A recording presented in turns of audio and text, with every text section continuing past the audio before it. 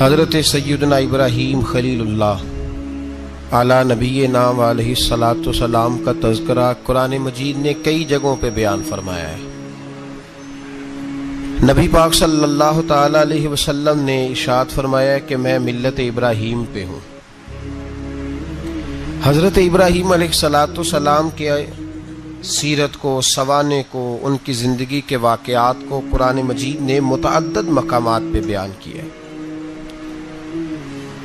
انبیاء کرام علیہم السلام 1,24,000 کم و بیش ہوئے، لیکن دین اسلام میں نبی پاک علیہ السلام کی امت میں جو مقام حضرت ابراہیم کا ہے وہ بس انہی کا ہے۔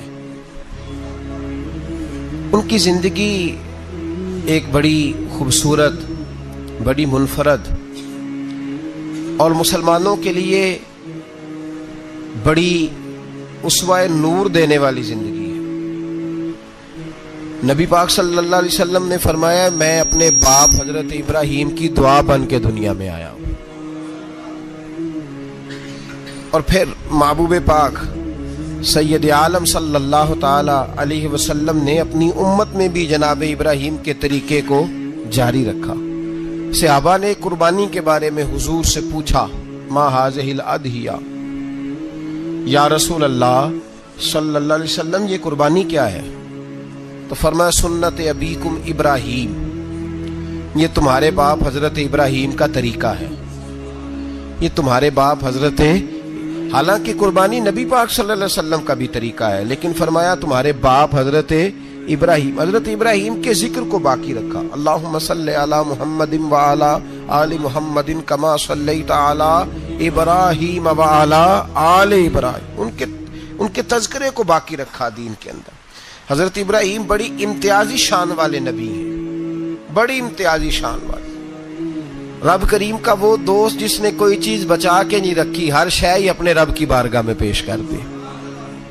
چند چیزوں سے انسان کو بڑا پیار ہوتا ہے، گھر اسے بڑا پیارا ہوتا ہے۔ وہ بڑا خوبصورت ہوٹل، 5 سٹار ہوٹل میں رہا، وہ اسلام آباد گیا، کسی سفر پہ گیا تو بڑے اعلیٰ قسم کے اس کو کھانے ملے، بڑی چیزیں ملی، لیکن کبھی دائیں کروٹ کبھی بائیں کروٹ۔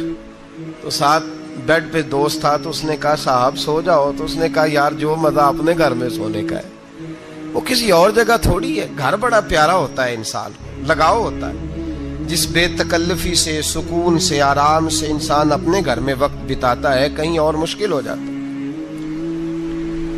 دوسرا، انسان کو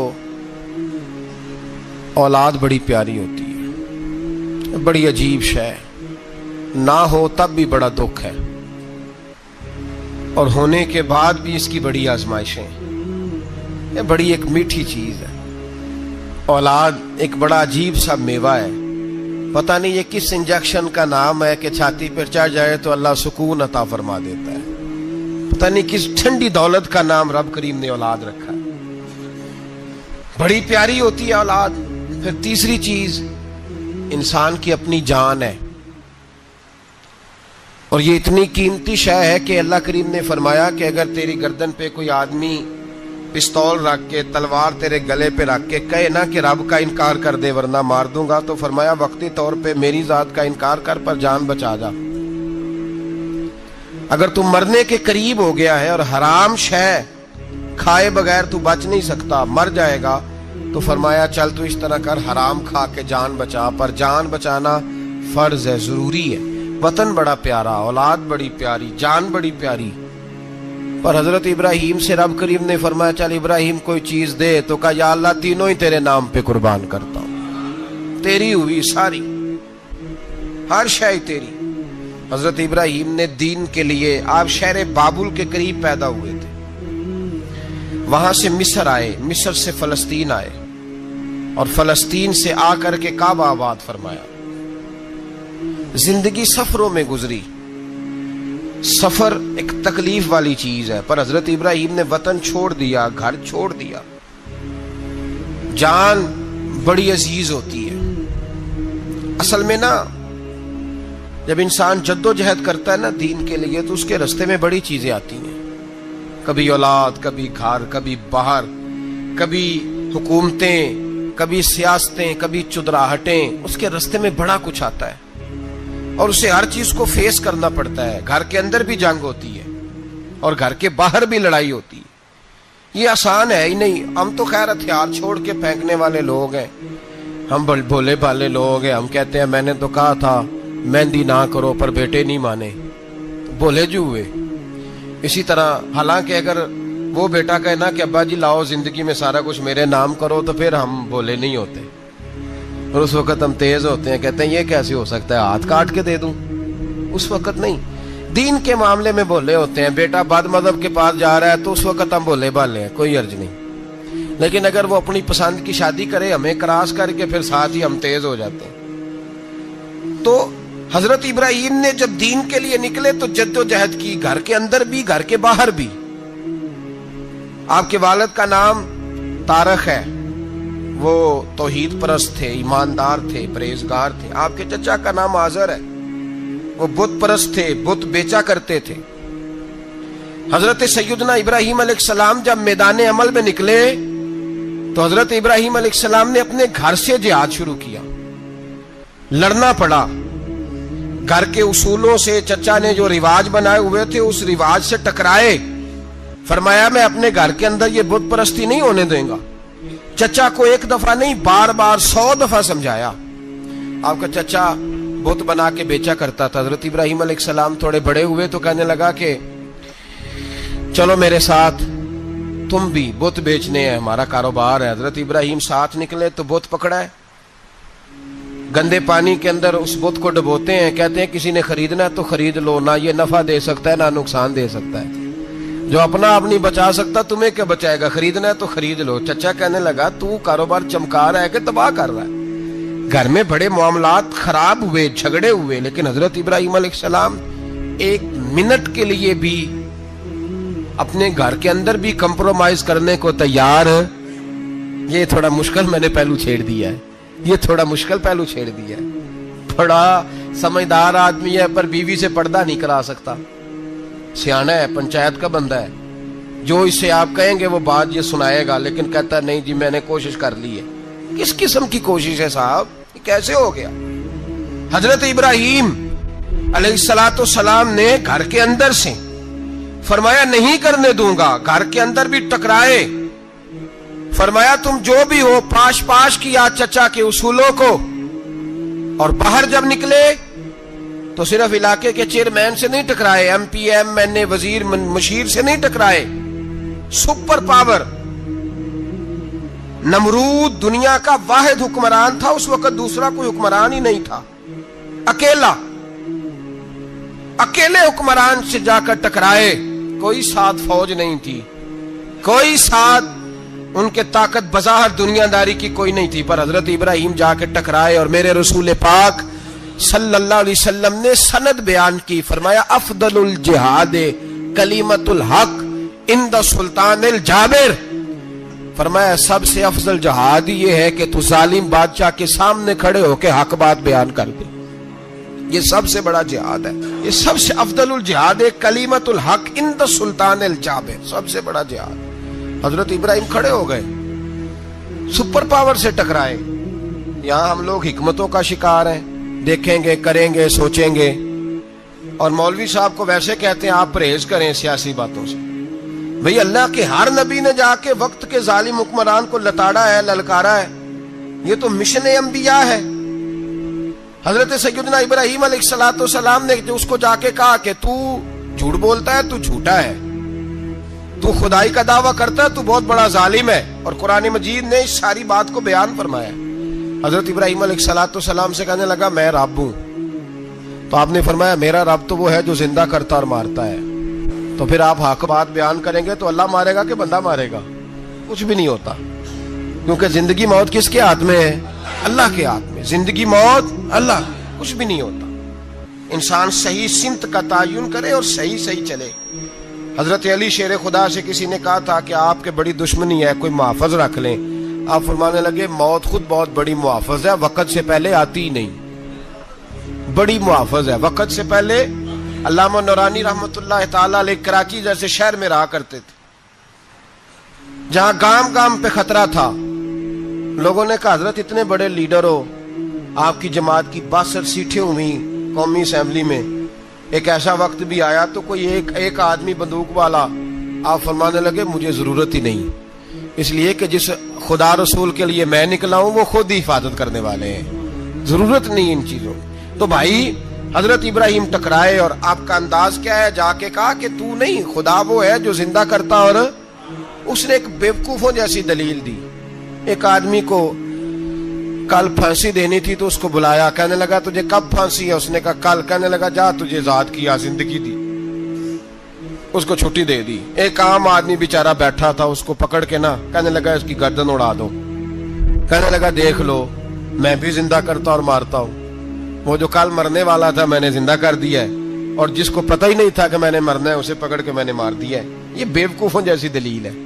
हजरत सैयदना इब्राहिम अलैहिस्सलाम चाहते तो उसी वक्त दलील तोड़ देते कि तू क्या बेवकूफों जैसी बात कर रहा है, अगर तू जिंदगी देता है तो मरे हुए में जान डाल के दे जिसको तूने मारा है।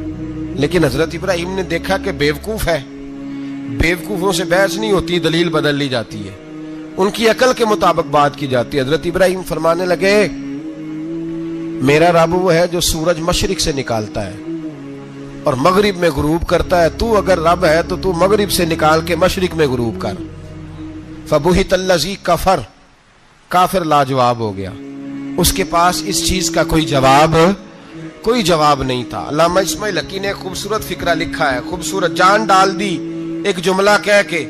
हजरत सैयदना अल्लामा इस्माइल हकी रहमतुल्लाह अलैह फरमाने लगे चूंकि नमरूद बेवकूफों जैसी बातें कर रहा था, अगर वो ये कह देता ना कि मैं सूरज को निकालता हूं मशरिक से, मैं गुरूब करता हूं माअज़ल्लाह मगरिब में मैं निकालता हूं, तो आप अपने रब से कहिए कि वो मगरिब से निकाल के मशरिक में गुरूब करे।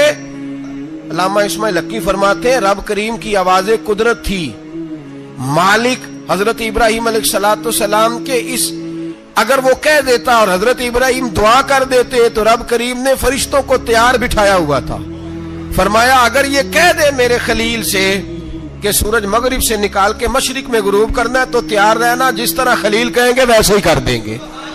वत्तखज़ल्लाहु इब्राहीम खलीला, इब्राहिम हमारा दोस्त जो हुआ, जैसे कहेगा वैसे कर देंगे। हजरत सैयदना इब्राहिम अलैहिस्सलाम की बातों का जब जवाब ना दे सका, दलील नहीं बंदा देता, फिर लड़ाई करता है, फिर झूठे मोटे एतराज करता है। दलील खत्म होती है तो लोग जातियात पे उतरते हैं, कहते हैं ये खांसता सही नहीं, देखता सही नहीं। दलील खत्म, अब जातियात पे उतरे, कहने लगे मुझे पता चला है कि ये फलानी जगह गया था तो वहां जाके इसने इस तरह किया है। फिर लोग जातियात पे उतरते हैं, जब दलील का जवाब दलील से नहीं दे पाते फिर जातियात पर उतरकर हमले करते हैं। हजरत इब्राहिम के दलाइल का जवाब नमरूद ना दे सका तो कहने लगा कि इसको आग में डाल दो। कौम गई हुई थी सारी, आपने बात सुनी हुई है, मैंने सिर्फ इशारा देना है, मेले पे। तो हजरत सैयदना इब्राहिम अलैहिस्सलाम ने सारे बुत तोड़ दिए, कुल्हाड़ा बड़े बुत की गर्दन पे रखा, वापस आए, कहने लगे बुत किसने तोड़े हैं? तो फरमाया इससे पूछ लो जिसकी गर्दन पे कुल्हाड़ा है। कहने लगे ये तो बोल ही नहीं सकता। तो फरमाने लगे बड़े बेवकूफ हो जो बोलता ही नहीं, सुनता ही नहीं, अपना आप नहीं बचा सकता, उसकी पूजा करते हो। कहने लगे पकड़ो, दलीलें खत्म हो गई, इसको आग में डालो। बहुत बड़ी हवेली 45 फुट मुरब्बा पे मुश्तमिल एक हवेली बनाई गई और 45 फुट ऊंची। मुख्तलिफ रिवायात, अल्लामा इस्माइल हकी कहते हैं कि 3 महीने तक नमरूद ने कहा कि इसके अंदर लकड़ियां डालो। लोग पूछने लगे कितनी दुनिया जलानी है? कहने लगा बंदा तो एक जलाना है, पर बंदा बड़ा तगड़ा है, एक बंदा। 3 महीने लकड़ियां डाली गईं। और लोगों की जो तुहम्मात होती है ना वो बड़ी अजीब होती हैं। तुहम्मात मैंने बड़ी तफसील से रमजान मुबारक में गुफ्तगू की थी। बदशगुनी, तुहम्मात लोग लेते हैं, उस वक्त भी लोग तुहम्मात का शिकार हो गए। अकीदा बिगड़ जाता है तो वो अजीबो गरीब बातें करने लगता है, तुहम्मात का शिकार हो गए। बीबियां नजर मानती, मैं बीमार हूं, अगर सही हो गई तो इतने मन लकड़ी दूंगी हजरत इब्राहिम की आग जलाने के लिए। एक औरत लेके जा रही है लकड़ियां, तो एक नेक दिल आदमी ने उससे पूछा कहां जा रही हो? कहने लगी मैंने मन्नत मानी थी तो हजरत इब्राहिम अलैहिस्सलाम को माज़ अल्लाह जलाने के लिए लकड़ियां लेके जा रही हूं, तो वो रब करीम के बंदे कहने लगे तू ढूंढती रहेगी, तुझे वो जगह मिलेगी नहीं। वो बीबी कई महीने घूमती रही, जगह ही नहीं मिली जहां लकड़ियां डालनी, मारी गई। तो हम्माद का शिकार हुए बहुत सारे लोग। तो हम्माद का भाई, तो हम्माद दीन के अंदर मना है। तो हम्माद दीन में कोई नजर मानना, कोई किसी बुजुर्ग के मजार पे जाके साले सवाब के लिए कोई चीज मानना, ये तो दुरुस्त हुआ। लेकिन गैर शरी नजरें मान लेना कि मैं आग के गिर्द चक्कर लगाऊंगा, मैं जनाब वहां जाके ये वाला तमाशा करूंगा, मैं धागा बांधूंगा, मैं रस्सा काटूंगा, मैं वहां गंदे औं से पानी पीऊंगा, इनकी शरीयत इजाजत, ये तो हम बात है, बदशगुनी है। दीन में इनकी कोई गुंजाइश। आप नजर मानने से पहले भी किसी आलिम से राब्ता करें कि मैं मन्नत मांगने लगा हूं तो कैसे माननी चाहिए, उसका तरीका पूछें। ऐसे ही गलत चीज की मन्नत थोड़ी मान ली जाएगी। 12 लामदाम बरसरे मतलब हजरत इब्राहिम के लिए आग जलाई गई, 45 फुट ऊंची आग है, परिंदा भी ऊपर से गुजरता है तो नीचे गिर जाता है जल के। इतने दिन लगा के आग जलाई गई। अब हजरत इब्राहिम को जलाया जाने लगा है। यहाँ तो मौजे है ना, जो किसी इदारे का सरबराह है उसके लिए मौज है, किसी जगह ऑफिसर बन गया तो मौज है, पीर साहब के लिए मौज है, अल्लामा साहब के लिए मौज है, खतीब साहब के लिए मौज है। जलना किसको पड़ता है? वाली कोई नहीं रहा इल्ला माशाअल्लाह। वो लोग गुजर गए जो तकलीफें सह के काम करते थे, गुजर गया जमाना। हजरत सैयदना इब्राहिम अलैहिस्सलाम को जलाया जाने लगा है, तो अब इतनी बड़ी आग है तो डाले कैसे?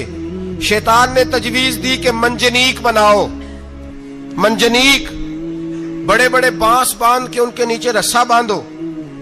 वो जिस तरह झूलने के लिए झूला बनाया जाता है, इस तरह एक मंजनीक पुराने जमाने में उसमें पत्थर रख के फेंके जाते थे दुश्मनों पे।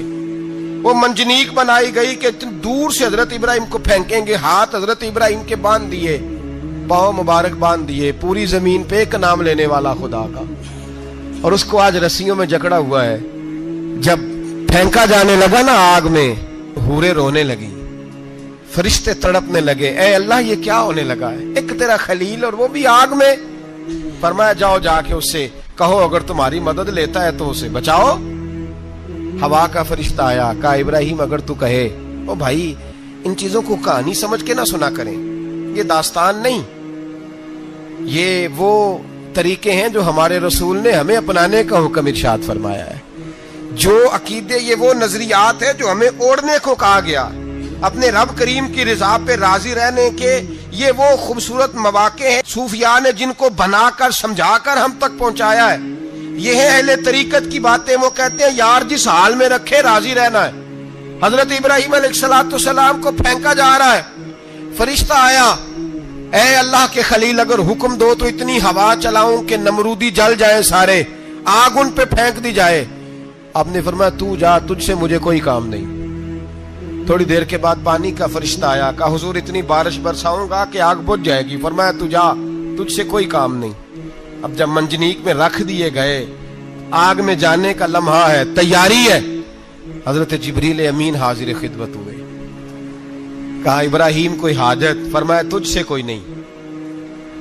कहा चलो मुझसे नहीं तो रब करीम से ही बात कर लो, मुझे पता है मैं छोटा हूं, आप मुझसे मदद क्यों लोगे, रब करीम से ही बात कर ले। तो हजरत इब्राहिम कहने लगे जिब्रील ये बता, रब को नहीं पता उसका खलील किस हाल में है? उसे नहीं पता मैं किस हाल में हूं? मेरे हाथ बंधे हैं, पैर बंधे हैं आग में, उसे नहीं पता? बताया तो उसे जाता है जिससे खबर ना हो। तो अगर उसे पता है, तो अगर वो जलाने पे राजी है तो मैं भी जलने को तैयार हूं, मैं तैयार हूं, मैं तैयार हूं। उसे कहो ठीक है।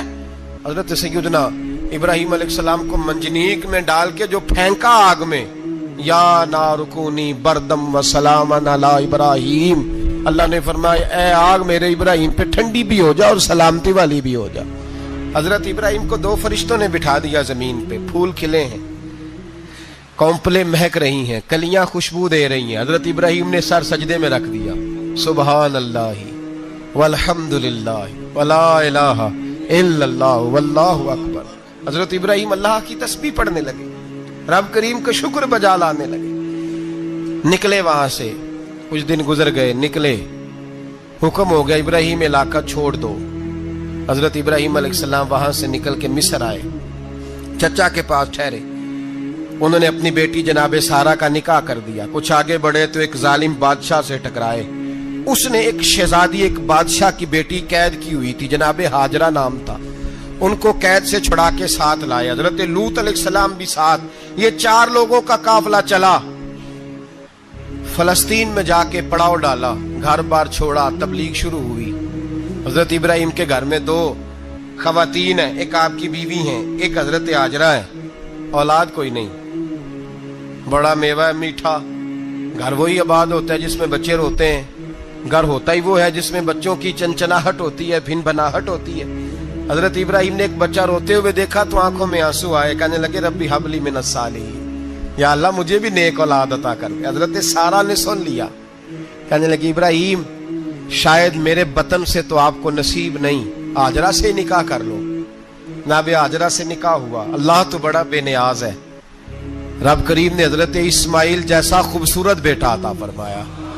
بیٹا کالا سیاہ بھی ہو تو سینے کی ٹھنڈک ہوتا ہے, پر یہ تو وہ بیٹا ہے جس کی پیشانی میں نور محمدی چمکتا ہے صلی اللہ علیہ وسلم. حضرت سیدنا اسماعیل علیہ اتنے خوبصورت. اب جس بیوی کے ہاں بیٹا تھا, بیٹھنا اٹھنا بھی زیادہ اس کے پاس, آنا جانا بھی اس کے پاس, توجہ ادھر ہو گئی. جناب سارہ رشک کرنے لگی. ایک دن کہنے لگی اسے چھوڑ آ جنگل میں, وادی غیر ذی زرع, مکے کے پاس. بھائی ایک بیٹا عالم دین بنا لو. کہنے لگا روٹی کہاں سے کھائے گا؟ تیرے 5 بیٹے ہیں, کو حافظ قرآن بنا. کہتے روٹی کہاں سے کھائے گا؟ وہ بچہ بھی کہتا ہے میں کہاں سے کھاؤں گا. حضرت ابراہیم علیہ السلام تو چند مہینے کا بچہ چھوڑ آئے, تو کہاں سے روٹی کھائی حضرت اسماعیل نے؟ کہاں سے کھائی ان کی اماں نے روٹی؟ بھوکے مر جاتے ہیں یہ سارے. میں بڑی ذمہ داری سے کہا کرتا ہوں کہ جتنی خوبصورت روٹی اللہ کریم دین کے خادموں کو عطا کرتا ہے شاید کسی اور کے نصیب ہوتی ہو, لیکن ہم لوگ توجہ ہی نہیں کر رہے. ہمارا ذوق ہی نہیں بن رہا. ہم یہ محنت ہی نہیں کر رہے کہ قوم کو مستند علماء کی ضرورت ہے. علاقوں کے علاقے خالی ہیں, ادھر ہمارا مزاج ہی نہیں بن رہا, توجہ ہی نہیں دین کی خاطر. اور پھر چلے بچے تو بعد کی بات ہے نا, جو ابھی خود جوان ہے وہ بھی یہ دعا. ایک صاحب مجھے کہنے لگے میں دعا مانگ رہا ہوں اللہ مجھے بیٹا دے تو میں اسے دین پہ لگاؤں گا. تو میں نے کہا آپ بھی بوڑھے نہیں ہوئے, آپ خود ہی لگ جائیں. بیٹا تو ابھی آئے گا تو لگے گا نا. تو آپ تو اس وقت ہے تو آپ تو پہلے لگے نا صاحب. 2 گھنٹے تو نکال کے آئے, دین سیکھنے کو کافی ہے. آپ اتنی لمبی سوچ رہے ہیں کہ بچہ آئے گا تو بڑا ہوگا تو وہ جائے گا تو دیکھی جائے گی. ابھی تو آپ ہیں تو آپ تو آؤ. حضرت ابراہیم نے بچہ وہاں چھوڑا. یہاں سے جو عمرہ کرنے لوگ جاتے ہیں نا, جو حج کرنے جاتے ہیں, ان کو پتا ہے کہ وہاں دنیا کی ہر نعمت ملتی ہے, پھر بھی ڈبل ٹرپل پیسے لوگ جیبوں میں ڈال کے جاتے ہیں. حضرت ابراہیم جب وہاں لے کے گئے تو کوئی انسان نہیں تھا, پانی کا قطرہ نہیں تھا. 2 کلو کھجوریں, ایک مشکیزہ. بیوی کو تھمایا. ہمارے گھر میں ہزاروں چیزیں پڑی ہیں, لیکن وہ جو توکل ہے نا وہ ختم ہو گیا ہے. اللہ دے گا, حلال حلال پہ قناعت کرے, جائز جائز پہ بھروسہ کرے, رب کریم عطا کرنے والا ہے. وہ مزاج ختم ہو گیا.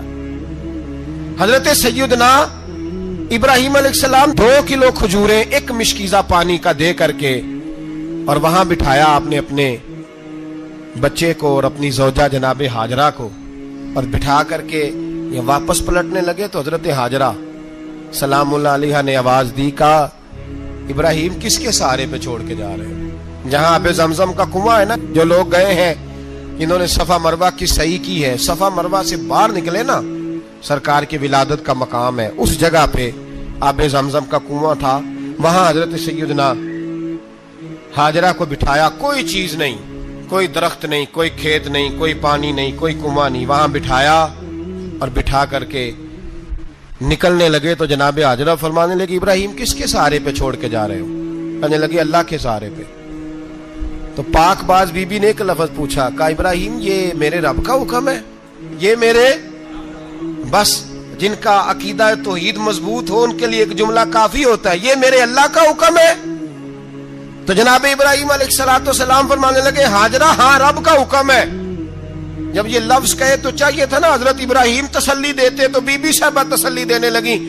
عرض کرنے لگی ابراہیم اگر اللہ کا حکم ہے تو پھر آپ ہماری فکر نہ کرنا, اگر یہ رب کا حکم ہے تو پھر ہماری فکر نہ کرنا. جس رب نے ہمیں یہاں تک پہنچایا ہے وہ ہمیں کبھی بھی ضائع نہیں فرمائے گا. پھر فکر نہ کرنا. حضرت ابراہیم آ گئے, بات آپ نے سنی ہوئی ہے, اشارہ کرنا مقصود ہے. 13 سال میں چلے مان بھی لیا جائے بعض روایات کی روشنی میں کہ آتے جاتے بھی رہے, لیکن مکمل دیکھ بھال اپنے بچے کی پرورش میں پورا حضرت ابراہیم علیہ السلام کا کردار, سارا کردار ماں کا تھا.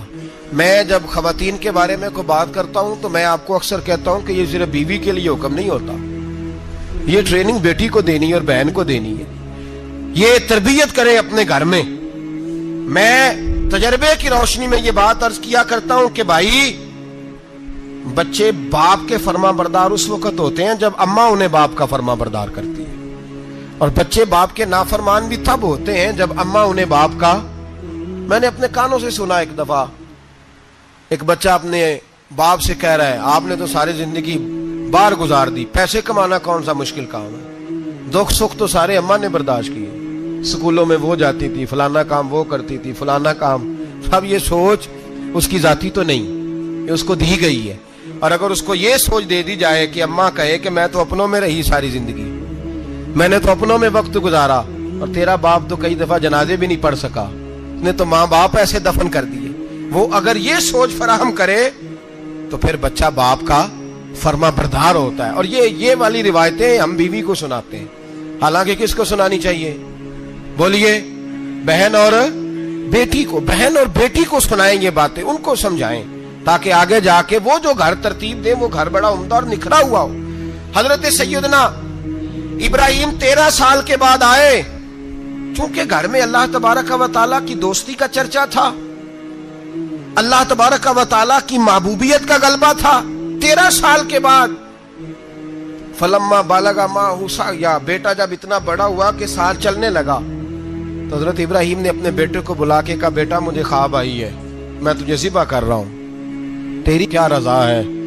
تو حضرت اسماعیل کہنے لگے یا ابت افعل ما تؤمر, ابا جی اللہ جیسے حکم دیتا ہے میرے ساتھ ویسے ہی کریں, جیسے اللہ حکم دیتا ہے ویسے ہی بولیے ویسے ہی کریں. حضرت حاجرہ کو کہا کہ ایک دوست نے دعوت کی ہے تو وہاں جا رہے ہیں, بی بی مطمئن ہے, تفصیلات کی ضرورت نہیں, ختم بات, اعتبار ہے, مطمئن ہو گئی. شیطان پیچھے سے آیا اماں کے پاس, ذرا تھوڑی دیر کے لیے تصور جمائیے, یہاں تو پڑوسن آ کے کوئی بات بتا دیتی ہے خاوند کے بارے میں تو کئی مہینے جھگڑا جاری رہتا ہے, پڑوسن محلے دار. شیطان نے آ کے بتایا لفظ کیا ہے, کہا حضرہ تمہیں پتا ہے کہاں جا رہے, کہا دوست کی دعوت میں. تو کہنے لگے دوست کون ہے؟ رب کریم, اور ابراہیم کا خیال ہے کہ اس رب نے مجھے حکم دیا ہے کہ میں ذبح کروں. تو حضرت حاجرہ کہنے لگی کبھی باپ بھی بیٹے ذبح کرتے ہیں؟ شیطان کہنے لگا ان کا خیال ہے کہ ان کے رب نے حکم دیا ہے. جناب حاجرہ فرمانے لگی اگر رب نے حکم دیا تو پھر تو مجھے شیطان لگتا ہے, تو مجھے شیطان لگتا ہے. کا کیا مطلب؟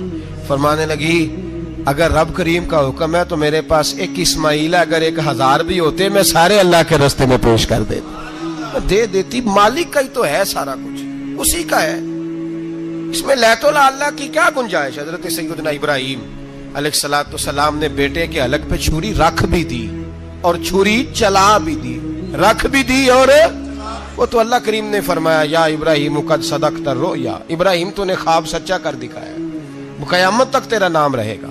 حضرت ابراہیم نے وطن بھی دیا, جان بھی دی, بیٹا بھی, اللہ کریم نے دمبے دیے, فرمایا یہ فدیہ ہے. اب یہ قربانی قیامت تک حضرت ابراہیم کے طریقے کے مطابق جاری ہے. حضرت ابراہیم بہت بڑے مہمان نواز تھے, بہت بڑے. آپ جب مصر میں قیام تھا تو بڑے بڑے لمبے چوڑے لنگر پکتے تھے, لوگ آیا جایا کرتے تھے, بڑا تفصیل کے ساتھ کھانا ہوتا تھا. مہمان نوازی آپ کی خاص صفت مبارکہ ہے. ہمارے ہاں بھی مہمان نوازی ہوتی ہے امیروں کی, بلکہ اب تو مہمان نوازی اس طرح کی ہے کہ کل تیری میرے پاس دعوت ہے اور پرسوں میری تیرے پاس ہے.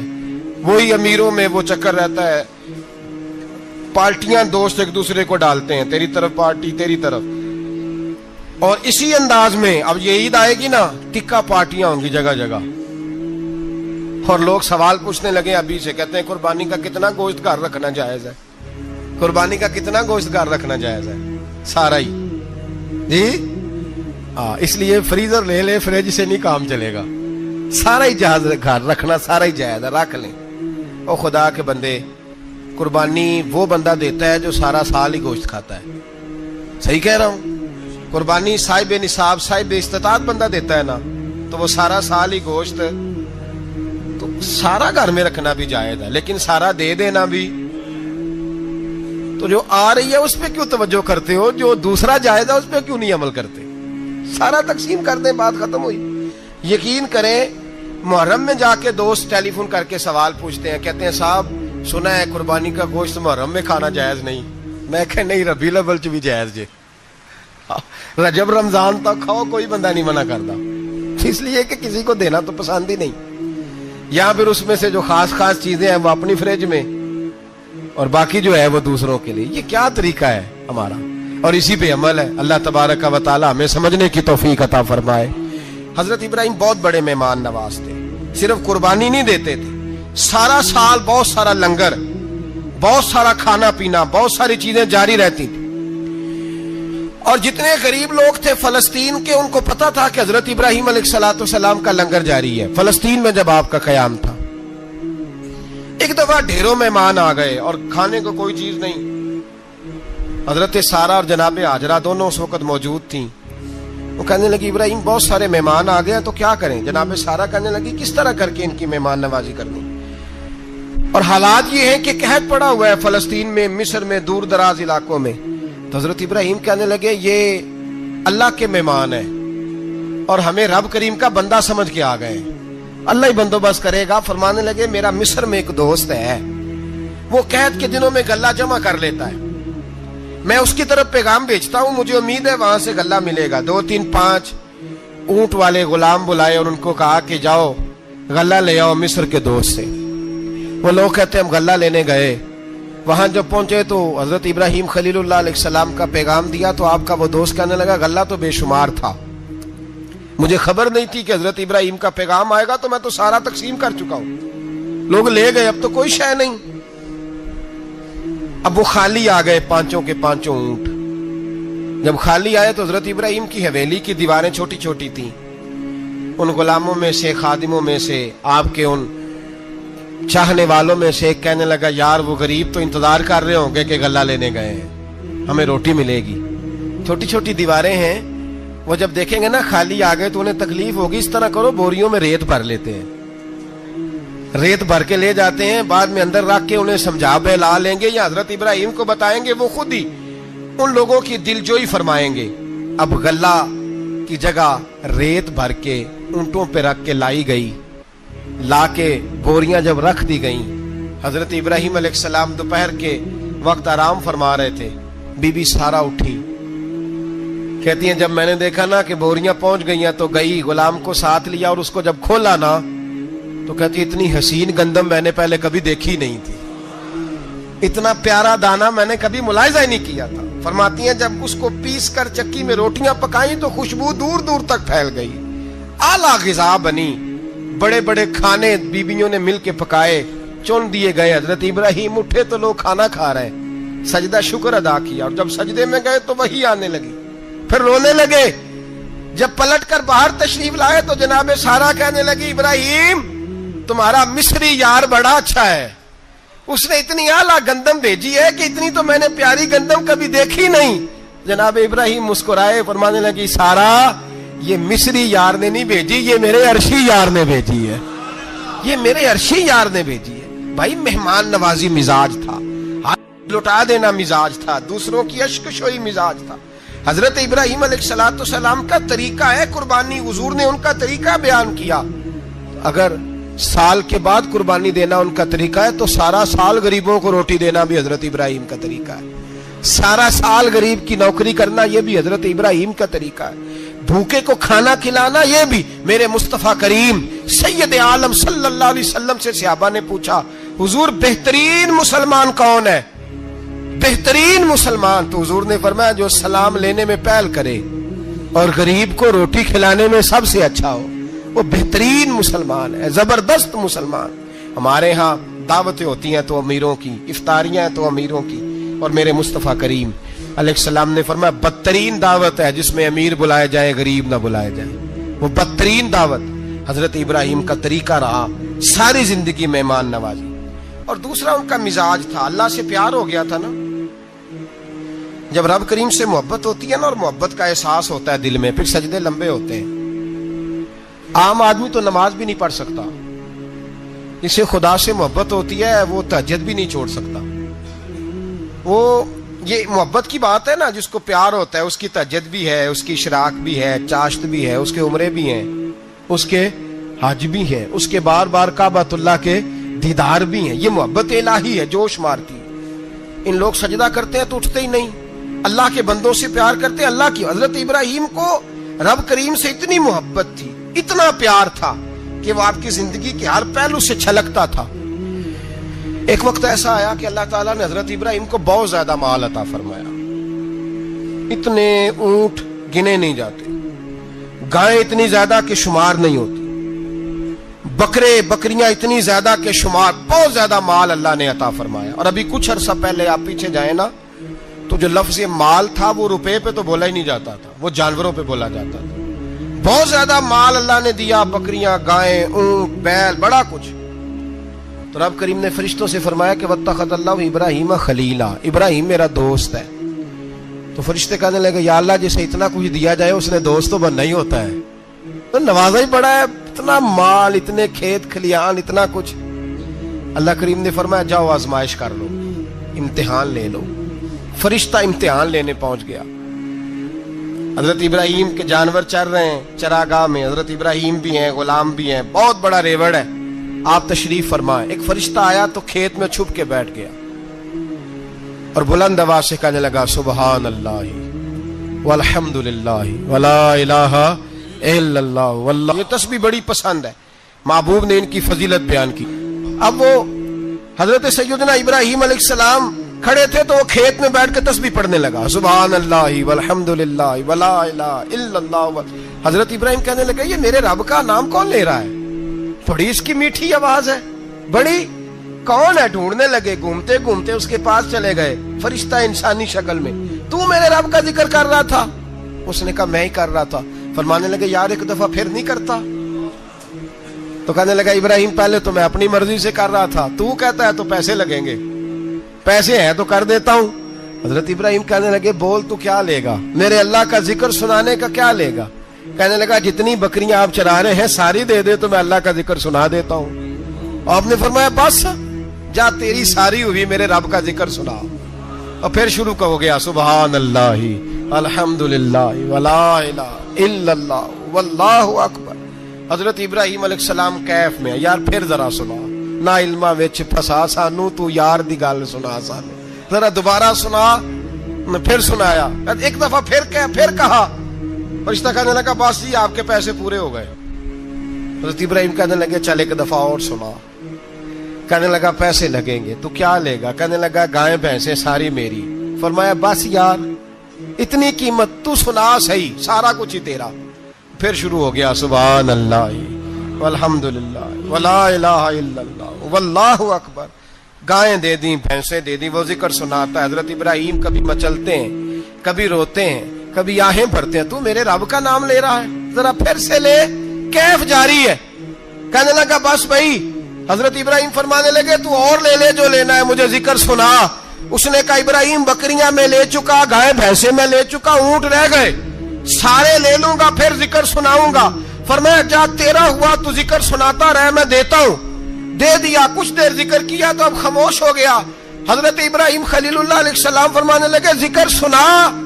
کہنے لگا ابراہیم اب تیرے پاس دینے کو کیا ہے, ہر چیز تو میں لے چکا. آپ فرمانے لگے یہ گائے بھینسیں بکریاں چرانے کے لیے تجھے کوئی نوکر ملازم بھی تو چاہیے نا.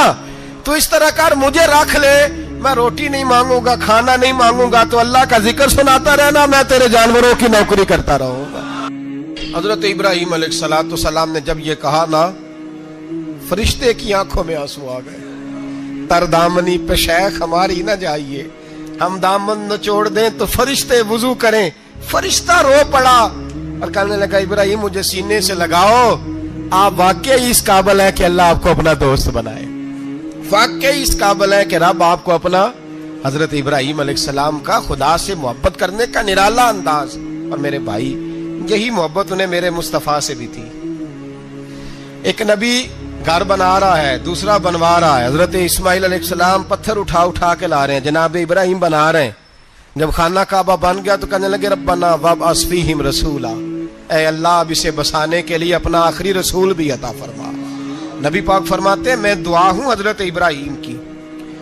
یہ قربانی حضرت ابراہیم کا طریقہ ہے۔ حضور نے اگرچہ نبی پاک کی اپنی سنت تھی، یہ بھی کہہ سکتے تھے سنتی و سنت ابیکم ابراہیم، میری سنت ہے اور تمہارے باپ ابراہیم کی سنت ہے، یہ نہیں فرمایا۔ جب صحابہ نے کہا قربانی کیا ہے، فرمایا سنت ابیکم ابراہیم، یہ تمہارے باپ ابراہیم کی سنت ہے۔ ہر صاحب نصاب پر قربانی واجب ہے۔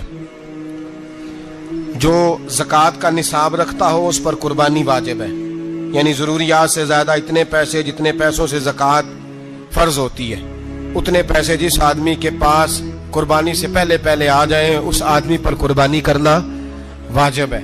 بکرا، چھترا، دمبا 1 سال کا یا دمبا 6 مہینے کا ہو پر اتنا بڑا محسوس ہوتا ہو کہ لگے کہ 1 سال کا ہے، اس کی قربانی ہو سکتی ہے۔ جانور میں کوئی عیب نہیں ہونا چاہیے، اتنا کمزور نہ ہو کہ ذبح جہاں اسے کرنا ہے وہاں وہ چل کے جا نہ سکے، اتنا کمزور جانور نہ ہو، اس کے اندر بظاہر کوئی اتنا بڑا نقص نہ پایا جاتا ہو، کانا نہ ہو، لنگڑا نہ ہو، کوئی اس کی ہاتھ نہ کٹے ہوئے ہوں، ایسا نقص جو واضح ہو۔ بکرا 1 سال کا، گائیں اور بھینس یہ 2 سال کی، اونٹ 5 سال کا۔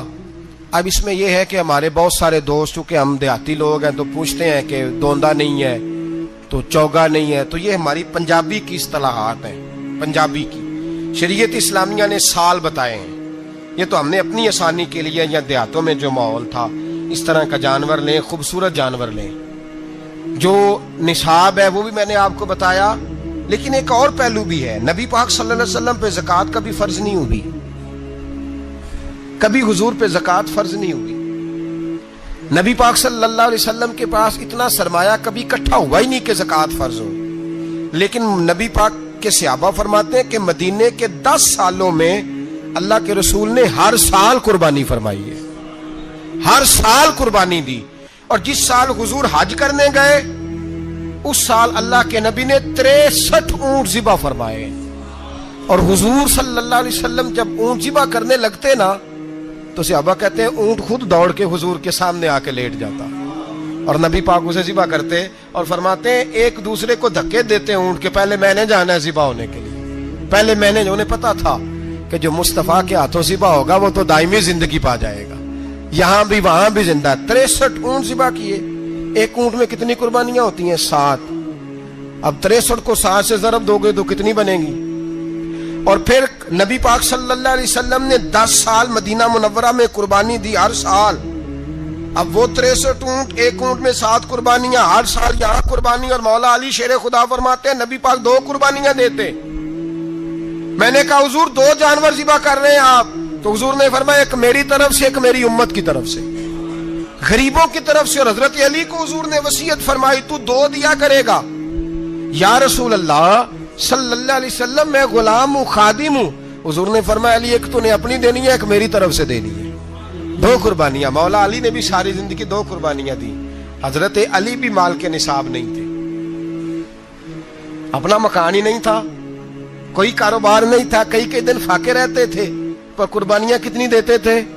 2۔ ہمارے پاس ویسے اگر سسرال میں، میکے میں، کزنوں میں کچھ شادی ہو جائے تو 50-60 ہزار کا خرچہ برابر ہے، وہ پکا ہے۔ اور قربانی کی باری غریب ہو گئے، سارے غریب ہو گئے، کہتے نہیں یہاں مشکل ہے۔ او خدا کے بندے، اللہ کے ساتھ تجارت کر، اس کے رستے میں 1 دے گا، رب تجھے 70 گنا اضافہ کے ساتھ عطا فرمائے گا۔ قربانی مال کے نصاب پہ ہے۔ کوشش کیا کریں کہ اللہ کے رستے میں جب دینا ہو پھر لیت اللہ سے بچیں، خوبصورت جانور لائیں۔ جن کو اللہ نے توفیق دی ہے ان کے لیے نصیحت ہے، جن کو اللہ نے توفیق دی۔ میں نے اپنے حضرت صاحب کو دیکھا ہے، وہ کہتے تھے کئی جانور اللہ نے بڑا نوازا ہے، کہتے ایک میرا ہے، ایک میرے ماں کا، ایک میرے باپ کا ہے، ایک میرے فلاں استاد صاحب کا، ایک میرے پیر صاحب کا ہے۔ یہ جانور غوث اعظم جیلانی کا نام کا دے رہا ہوں۔ اور پھر ایک بڑا خوبصورت جانور بندھا ہوتا اور حضرت خود ان کو چارہ ڈال رہے ہوتے، تو حضور یہ کیا ہے؟ فرمانے لگے یہ میں رسول اللہ کے نام پہ قربان کروں گا، یہ نبی پاک کے نام پر قربان کیا جائے گا۔ جن کو اللہ نے حیثیت دی ہے، وہ کوشش کریں اپنے محبوب کی طرف سے بھی قربانی کریں، نبی پاک کے نام کی قربانی دے، خوبصورت سا جانور پیارا، پھر اس کی خدمت ہو، پھر اس کی قربانی دی جائے، اور نبی پاک کے نام پر قربانی دی جائے۔ حضور نے خود وصیت فرمائی حضرت ابو بکر صدیق کو، قربانی بڑا حسین عمل ہے، اور میرے نبی پاک صلی اللہ علیہ وسلم نے ناراضگی بھی فرمائی، ذرا خوگر حمد سے تھوڑا سا گلا بھی سن لے۔ میرے حبیب نے فرمایا جو طاقت کے باوجود قربانی نہ کرے وہ ہماری عیدگاہ میں عید کی نماز پڑھنے نہ آئے، وہ نہ آئے۔ اور یا رسول اللہ جو کرے گا، فرمایا قربانی کے جانور کا خون کا قطرہ بعد میں زمین پہ گرے گا، اللہ اس کے سارے گناہ پہلے معاف فرما دے گا، اللہ اس کے سارے گناہوں کو بخشے گا۔ قربانی کریں، خوبصورت انداز میں کریں، اللہ کی رضا کے لیے۔ بزرگوں نے لکھا ہے 3 حصے کرو گوشت کے، ایک گھر میں رکھو، ایک رشتہ داروں میں بانٹو، پڑوسیوں میں بانٹو، اور تیسرا فقط غریبوں کو دو۔ لیکن میں اکثر یہ سوچتا ہوں کہ ہمارے ہاں قربانی کرتا ہی وہ ہے جن کے گھر میں ہر جمعرات کو چھوٹا گوشت پکتا ہے، اور جن کے گھر میں ہفتے میں 3 دفعہ مرغی کا گوشت پکتا ہے، وہی تو قربانی دینے کے قابل ہوتے ہیں۔ تو وہ بھی اگر قربانی کے بکرے میں سے بھی تیسرا رکھنا چاہیں تو اجازت تو ہے، میں نے کہا سارا رکھنے کی بھی اجازت ہے، لیکن اگر آپ مہربانی کریں، کوشش کریں کہ یار ہم تو سارا سال ہی کھاتے ہیں، اور ہمارے ہاں جو گوشت تقسیم ہوتا ہے نا وہ بھی باری لگی ہوئی ہے، ادھر سے پلیٹ آئی تھی گوشت کی تو ادھر سے بھر کے چلی گئی، بھئی اس نے کی ہے، اس کو بار بار گوشت دینے کا کیا مطلب ہے؟ آپ یہ دیکھیں عزیزوں میں، رشتہ داروں میں، اور میں اگر تھوڑا سا آپ کی توجہ کرانے میں کامیاب ہو جاؤں تو سفید پوش لوگوں کو دیکھیں، کچھ سفید پوش ہیں، سفید پوش جن کے اوپر قرضے ہیں، بیماریوں نے جکڑ لیا ہے، گھر میں بڑے بڑے سخت مریض آ گئے ہیں، سفید پوش پہلے دیا کرتے تھے۔ آپ ان سے پوچھتے ہیں صاحب قربانی، تو بات کو ٹالتے ہیں، وہ کہتے ہیں سوچ رہا ہوں کوئی حصہ ڈال جائے، پردہ پوشی کرتے ہیں، کہتے ہیں کہیں حصہ رکھا ہوا ہے، پردہ پوش۔ اکثر وہ لوگ قربانی نہیں دے پاتے، اکثر دیا کرتے تھے اب نہیں دے پا رہے، کیوں؟ اس لیے کہ مشکلات ایسی آ گئیں۔ ان لوگوں کا خیال کریں، ان کے گھروں تک گوشت پہنچا کے آئیں، ان پر توجہ کریں۔ وہ سفید پوش آدمی کبھی ذکر نہیں کرے گا، کچھ تو ایسے ہیں جو خود پہنچ جاتے ہیں کہ ہمیں گوشت دیا جائے، لیکن کچھ سفید پوش ہیں لا یسألون الناس الحافا، اللہ فرماتے ہیں کچھ لوگ لپٹ لپٹ کے سوال نہیں کرتے، سفید پوشی کا بھرم رکھتے ہیں، کا مزاج نہیں۔ ان کی طرف دیکھیں، اپنے رشتہ داروں کو دیکھیں، خاص کر ان رشتہ داروں کو دیکھیں جن کا آپ کو پتہ ہے کہ غریب ہیں، مجبور ہیں، ان کے گھروں میں گوشت بھیجیں۔ غریب بیٹیوں، غریب بہنوں کا خیال کریں، اس طرف متوجہ ہوں، ان کے ساتھ اس نے سلوک کریں، اس طرف آپ لوگ خیال کریں۔ اللہ ہمیں سمجھنے کی توفیق عطا فرمائے۔ تیرا اندیشہ افلاکی نہیں ہے، تیری پرواز لولا کی نہیں ہے، یہ مانا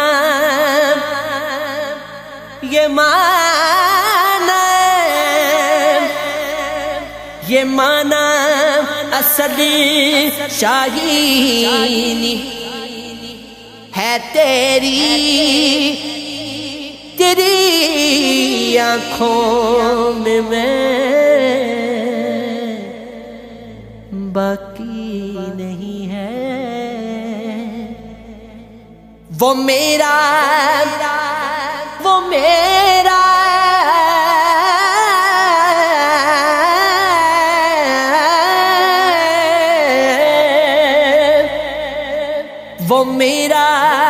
رونق کی محفل کہاں ہے، میری بجلی میرا حاصل کہاں ہے، مقام اس کا ہے دل کی خلوتوں میں، خدا جانے